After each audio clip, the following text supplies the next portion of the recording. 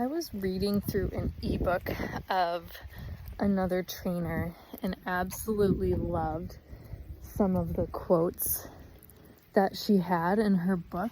And one was something along the lines of movement benefits the body, stillness benefits the mind. And that is so perfect for most of the clients that we work with, because I'm not seeing dogs who need more activity. A lot of people feel that their issues are because they need to do more with their dog. I'm actually finding that this is a state of mind issue with the dogs, and we have to teach the dogs how to self-regulate and chill and decompress. So we have to help them with stillness. So we do need to tackle that movement side of things, and this is where just playing with your dog and focusing on fulfillment and what activities are you doing and do we need to tweak them at all.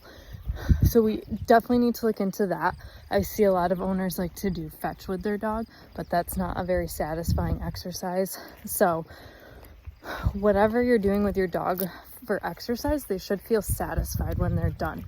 And with fetch, some dogs can do a few rounds of fetch and they're happy, they're good, awesome, keep doing that if that's your dog.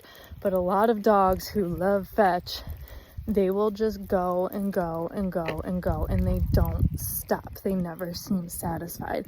And that's really unhealthy for their mind. That's really unhealthy for their body, especially like their joints. Like, think about the movement of fetch when they're running at high speed and then they just have to stop and turn suddenly and get the ball and then sprint back to you. There's definitely wear and tear on the body with that too. So what can we do instead so our dog feels more satisfied? I personally love tug. If your dog really likes fetch, then it probably won't be too hard to get them into tug.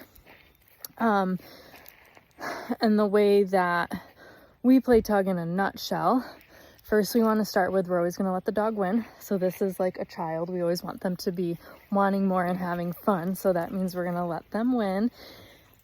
And so now they're winning. Will they chase you? So they win and then you run away. Will they chase you? And then they start doing that, and then we can start teasing them, pretending like we're going to grab the toy. And if they ever drop it, we're going to run in and whisk it away from them and run away from them, and they've got to chase us. And then we'll start that process all over again. And if you want to throw in a couple rounds of fetch within that, so you toss whatever tug toy you're using, or maybe it's a rope with a ball so you can still have the ball involved, toss it and the dog gets it, and then you run away from them and they have to run to catch up with you, and then you start the process all over again. 5 minutes of that, you and your dog are going to be exhausted and they're going to be feeling good. So try that out as a replacement for tug. But just going for hikes and adventuring new places, that's awesome. Throw in some bone chewing. You're good on activity. Okay, so moving away from that's our movement piece, now we work on stillness. So movement's in good place. Now we're going to come home from whatever activity we're doing, and we are going to work on our place training or do some kennel time. You can be in the room with them when they're in their kennel, by the way. I think that for me is the biggest tip to give people when they're crate training their dog, or if their dog doesn't really like their crate but the owner sees the benefit and wants to use it. Spend time in the room with your dog while they're in their crate. Just put some like noise canceling headphones on and ignore them. We don't want to give them attention while they're in there.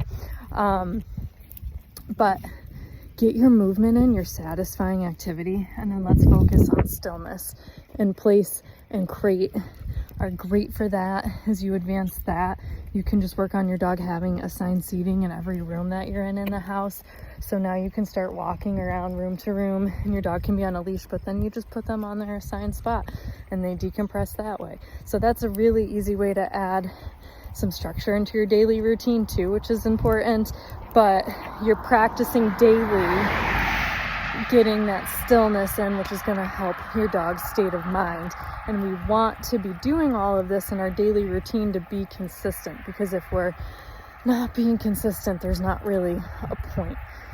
Achieving a calmer state of mind takes a lot of practice consistently over time. So let's recap the routine. We're gonna go outside. We're gonna go have some fun with our dog with a satisfying activity, play, whatever. You're gonna go adventure somewhere, and then you come home and it's time for some decompression.